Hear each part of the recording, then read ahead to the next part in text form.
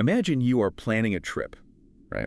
You're checking a travel advisory for your vacation, maybe looking for like petty theft warnings or something. Yeah, just making sure you don't get your wallet stolen in a tourist trap. Exactly. But instead of that, you log on and you find a global security alert. Like the US government is telling every American everywhere on Earth to watch their backs. Right, it's completely jarring. Have you ever checked a travel advisory and found a global alert instead? Because that sudden cold water realization that the geopolitical ground is just shifting entirely beneath your feet is, well, it's wild. Oh, absolutely. It immediately forces a complete recalibration of your reality. Yeah. You stop thinking about your itinerary and you start realizing that you are stepping out into this highly volatile, highly interconnected global landscape. I mean, the standard rules of international travel and personal safety are essentially paused. And that is exactly what we're looking at today. So welcome to today's deep dive. Thrilled to be here to get into this one. Our source material today is this incredible geopolitical briefing from the Patreon page, KULT. Specifically, it's from their Geopolitica Economia collection. Right, it's a very detailed brief. Extremely detailed. And the mission of this deep dive is to unpack the U.S. State Department's sweeping March 22nd global security alert.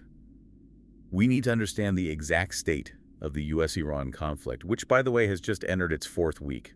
Which is hard to believe, honestly. The path to this moment has been so intricate, and the implications stretch, way beyond the traditional battlefield. Before we get into the weeds, though, I need to make one thing crystal clear to you, the listener. Our goal today is strict political neutrality. Absolutely. We are here to impartially report on the military actions, the U.S. administration's ultimatums, and Iran's responses. Right. We are not endorsing any viewpoint. We're not taking sides. We are simply conveying the facts. Exactly. Just conveying the facts from the source material to help you understand a very fast-moving situation. Yeah, because in a landscape with stakes, this high clarity and objectivity are our best tools. Okay, let's unpack this. We have this global security alert issued on March 22nd. Right. The State Department is urging all Americans abroad to exercise heightened caution. And the core of it is that groups aligned with Iran could target U.S. interests and citizens worldwide. Which is a massive escalation in rhetoric. Huge. But what stands out immediately in the source material is that this isn't just like a theoretical precaution. The briefing notes that U.S. diplomatic facilities outside the Middle East have already been attacked. Yeah. What's fascinating here is how the physical manifestation of the threat is already occurring well beyond the primary theater of operations. Right. When a government issues a warning of this magnitude, explicitly telling its citizens globally to, exercise heightened caution, they're acknowledging a fundamental shift. A shift in what, exactly? In the opposing forces' operational reach. We're talking about asymmetric warfare mechanics. Let's break down that term for a second, because asymmetric threats gets thrown around a lot on the news. Yeah, it does. We aren't talking about uniform-wearing armies marching across borders into Europe or Africa, right? No, far from it. Asymmetric warfare in this context means utilizing proxy militias, sleeper cells, or highly localized non-state actors to strike soft targets. Soft targets being like a cultural center, right? Or a corporate office, or an underdefended diplomatic outpost. The adversary knows they can't win a conventional naval battle. Right, they can't match aircraft carriers. Exactly, so they bypass the military entirely. They project power by creating unpredictable risk for civilians and diplomats thousands of miles away. Which explains the massive geographical spread of these warnings. Yeah. I mean, on the exact same day as a global alert, simultaneous alerts were pushed out for U.S. embassies in Jerusalem, Bahrain, and other posts. Yeah, it was a coordinated push. And this was the culmination of a rolling wave, too. Like, back on March 13th, the State Department raised advisories for Saudi Arabia and Oman to level 3. And level 3 literally means reconsider travel. It's one step below do not travel. Right. Add that to elevated advisories already sitting over Kuwait, Bahrain, the UAE, Iraq, and Jordan. It's like, you're looking at an entire region lighting up on the threat matrix. yeah. And the escalation isn't limited to public warnings. Non-essential U.S. government personnel were actually ordered to leave Saudi Arabia and Oman. Which is a huge tell. Drawing down an official footprint is a purely defensive maneuver. It's admitting they can't protect their own people. Exactly. It's the State Department operating on the assumption that they can no longer guarantee physical safety within those sovereign borders. But the detail in the KULT briefing that truly signals the severity for me is the status of the Swiss embassy in Tehran. Oh, yeah. That's a critical point. A source notes it remains temporarily closed. And, the Swiss embassy isn't just representing Switzerland in this scenario. They actually handle U.S. interests in Iran. Right. That closure represents the severing of a geopolitical safety net. When two nations like the U.S. and Iran don't have formal relations, they rely on a third party. A protecting power. Exactly, a protecting power. Switzerland has been that conduit. So if an American citizen has an emergency in Tehran, or if Washington needs to urgently pass a back-channel message to prevent a miscalculation... That message has to go through the Swiss. Right. So with those doors temporarily locked, the diplomatic circuit breaker is effectively removed. Yeah. You completely lose the ability to de-escalate quietly. Yep. Without back-channel diplomacy, communications happen almost exclusively through public ultimatums and military actions. It leaves no room for an off-ramp. It's like a localized weather system that is suddenly metastasized. At first, the storm is confined to one specific valley, but then the atmospheric pressure shifts. That's a great way to put it. The storm fronts move outward, affecting supply chains like economic hurricanes and utilizing proxy groups like unpredictable lightning strikes. The State Department is effectively telling every American abroad, hey, it's not just raining in one specific region anymore. The storm is everywhere, and you need to carry an umbrella. And that umbrella, practically speaking, is the STEP program. Yes, the Smart Traveler Enrollment Program. The briefing explicitly recommends it because of the very mechanics of the spreading storm. By enrolling, travelers tie their physical location to the nearest embassy's communication network. So they get alerts directly to their phones. Right. If airspace suddenly closes, which the briefing notes is a recurring disruption or a localized threat emerges, you get a real-time push notification. It's a digital tether to the State Department. In an environment where the ground truth is literally changing by the hour. Precisely. Well, that brings us to the core engine driving all of these alerts. We need to look at the actual conflict itself. The Pentagon has dubbed it Operation Epic Fury. Operation Epic Fury. The briefing traces the start of this operation back to February 28th, marked by coordinated U.S. and Israeli attacks against Iranian targets. And the scale of the initial kinetic phase is just massive. I mean, according to CNN data cited in the briefing, Allied forces have struck more than 8,000 targets within Iran. 8,000 targets. And the Pentagon's own metric for success here is staggering. They claim that Iranian drone and missile attacks have decreased by 90%. A 90% degradation of an adversary's primary airborne threat in roughly 3 weeks. Wait, hold on a second. This is where I think anyone listening would be confused. Sure. If they've hit 8,000 targets and wiped out 90% of the drone and missile attacks, by all traditional metrics, that's a massive military victory. On paper, yes. Right. So why are we seeing global alerts? If the threat is almost entirely degraded, shouldn't things be winding down? Shouldn't evacuated personnel be returning to their posts? If we connect this to the bigger picture, that paradox is really the defining feature of Operation Epic Fury. Okay, how so? The friction lies in the difference between tactical success and strategic resolution. Wiping out launch pads and drone factories on the surface accounts for that 90% reduction. The stuff you can easily hit from the air. Exactly. But the briefing provides this vital caveat that explains the global panic. Key objectives remain unmet. Specifically, the neutralization of Iran's enriched nuclear material. Because that material isn't just sitting out on a runway somewhere, it's in deep underground facilities. Deep into the bedrock, heavily reinforced with layers of earth and specialized concrete. Wow. So you can crater the surface 8,000 times, you can turn every surface-to-air missile battery to ash, but if the centrifuges spinning that nuclear material remain fully functional hundreds of feet below ground, The core strategic threat is still intact. entirely intact. That makes perfect sense. The remaining 10% of the threat is actually the most dangerous part of the equation. It's a devastated surface masking a functional subterranean core. And penetrating those facilities requires highly specialized ordnance, exact intelligence, and favorable conditions, none of which are guaranteed. So as long as the nuclear material is secure underground, the primary strategic objective is paralyzed. The war can't simply end. Which naturally leads to the next major phase of this crisis. Right, because the underground targets are surviving, the timeline stretches. The briefing cites Reuters reporting that the war has escalated beyond the administration's initial projections.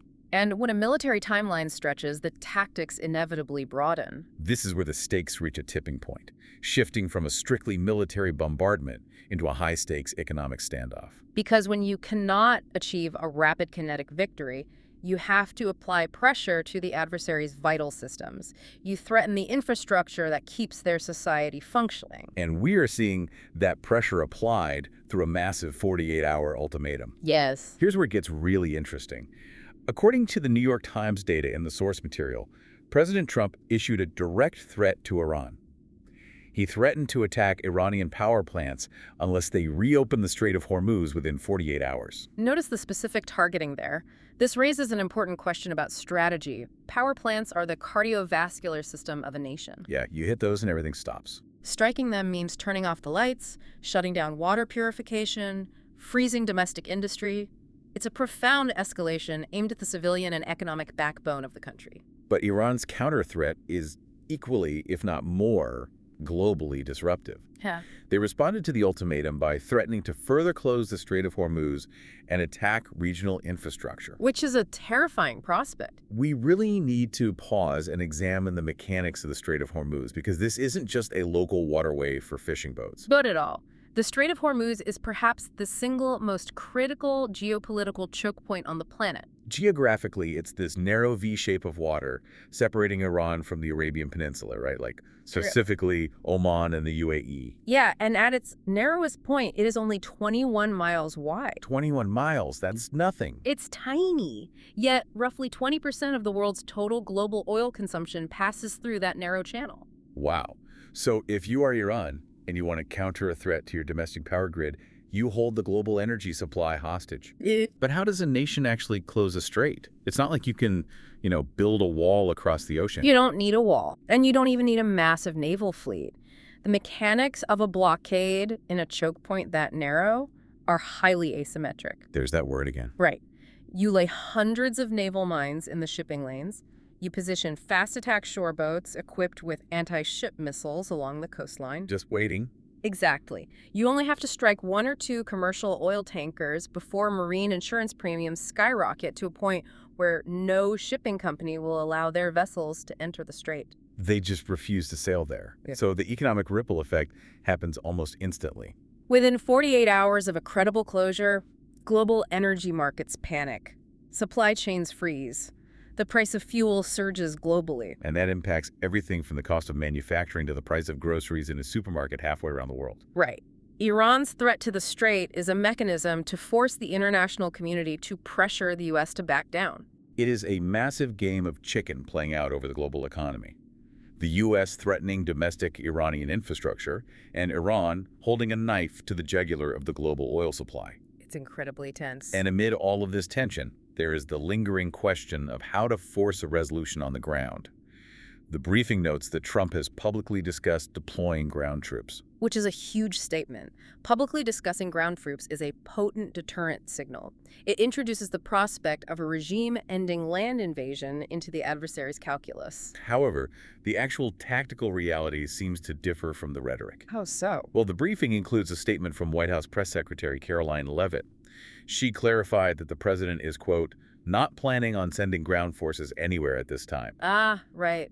That clarification exposes the tension within the administration's strategy. They want the threat without the commitment. Exactly. They want the deterrent effect of a ground invasion threat, but they are actively avoiding the massive logistical commitment and the distinct political fallout. Not to mention the drastically different risk profile that a land war requires. Right. They are attempting to win this solely from the air, the sea, and through economic strangulation. So we have a war stalled by underground bunkers, moving into a phase of global economic ultimatums. Yeah. And this brings us to the final and perhaps most unexpected dimension of the Patreon briefing. It takes this massive, abstract geopolitical chess match and drops it directly into the lap of the everyday working civilian. Oh, the implications outlined by Visa HQ. Yes.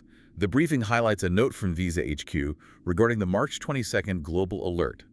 For the millions of Americans living, traveling, and working abroad, this government warning isn't just a scary news headline. No, it triggers massive practical and legal implications. It fundamentally alters an employer's legal obligations when sending personnel to regions designated by the State Department. It creates an immediate shift in the burden of risk. I mean, we often think of global conflicts as matters handled exclusively by generals and diplomats. People in war rooms. Yeah.